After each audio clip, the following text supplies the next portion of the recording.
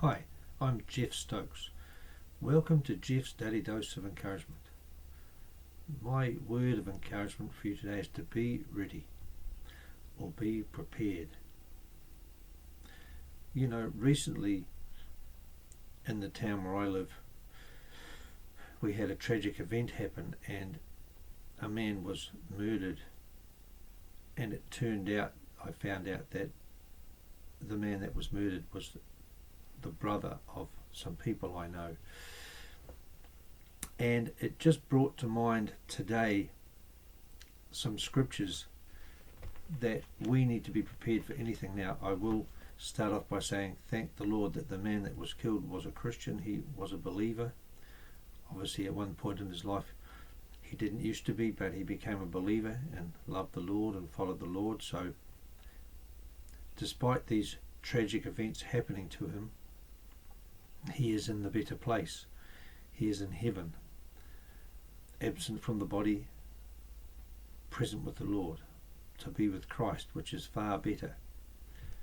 And thankfully he had that hope, and obviously he wouldn't have been expecting these sort of events to happen to him, but he is now resting in peace, or alive probably, and rejoicing with the Lord. But his family also, who are Christians, can rest in peace knowing that he is, at least he's with the Lord, despite being taken in such a violent and horrible way. And this morning it just caused me to consider some scriptures, and I'm going to read here from 1 Peter 1 chapter 24, because whilst obviously these sorts of things are not going to happen to us all, and we're not expecting to suddenly be taken away or anything like that,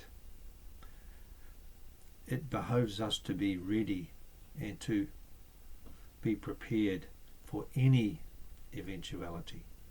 It says here in verse 24 of 1 Peter chapter 1, "For all flesh is as grass, and all the glory of man as the flower of grass. The grass withers, and the flower thereof falls away." And verse 25 says, "But the word of the Lord endures forever." And that word, we have the word of God in us when we believe in Jesus Christ, the word, Jesus Christ himself, but also his words of promise and everything live in us. We live by those. We live by him, his Spirit, who is really the word of God in us. We live by Christ in us, the hope of glory, who is the word of God. And he speaks his word into us and encourages us to live that godly life, so that we are always ready for what happens. And over in Ecclesiastes chapter 9, it says, from verse 11 and verse 12 I'm reading, "I returned and saw under the sun that the race is not to the swift, nor the battle to the strong, neither yet bread to the wise, nor yet riches to men of understanding, nor yet favour to men of skill, but time and chance happens to them all." And that's the thing. We don't know what a day, sufficient for the day, Jesus said, is the evil thereof, and you never know what a day may bring forth.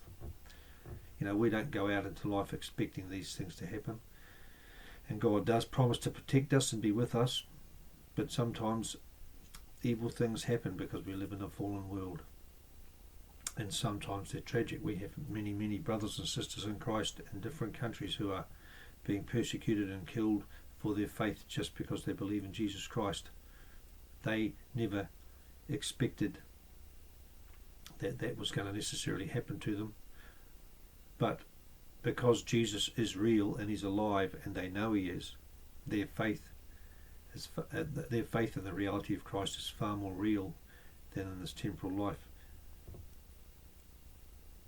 Solomon goes on in Ecclesiastes and says, "For man also knows not his time, as the fishes that are taken in an evil net, and as the birds that are caught in the snare, so are the sons of men snared in an evil time, when it falls suddenly upon them."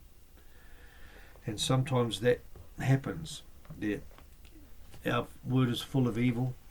There are people that are demonized and servants of Satan that are not walking with the Lord, and sometimes for inexplicable reasons that we don't understand, they go and do stuff and even attack the righteous for no reason. And then tragedies such as what happened in my town the other day happened. So while that's a sobering and somber message, my encouragement for you today from that is to be ready. If you are not ready to meet your Maker, if you're not ready to meet God because you fall short of what is necessary to make it to heaven, that you know you're a sinner and you're not good enough, I have encouragement for you today. And the encouragement is that Jesus Christ, the Son of God, was sent to die for your sins and pay the penalty for your sins. Over 2,000 years ago, he died. He was crucified by evil men on a cruel cross for the sins of the whole world. And then he rose again from the dead 3 days later and is seated at the right hand of God. And it simply says that if you confess with your mouth the Lord Jesus and believe in your heart that God raised him from the dead, you will be saved. And in another place it says, for whosoever shall confess that Jesus is the Son of God, God dwells in him and he in God. And you can have the Holy Spirit by asking God. You can have the Holy Spirit infill you. Sometimes it happens automatically when you believe, and sometimes you have to seek it. And he will teach you how to live a godly life through faith in Jesus Christ. And that then is your pathway and your passport to heaven, so that when you die, whenever that may happen, you are ready, and you are ready and prepared for any eventuality in your life. So that is my encouragement for you today, is to be ready. God bless you. Have a great day.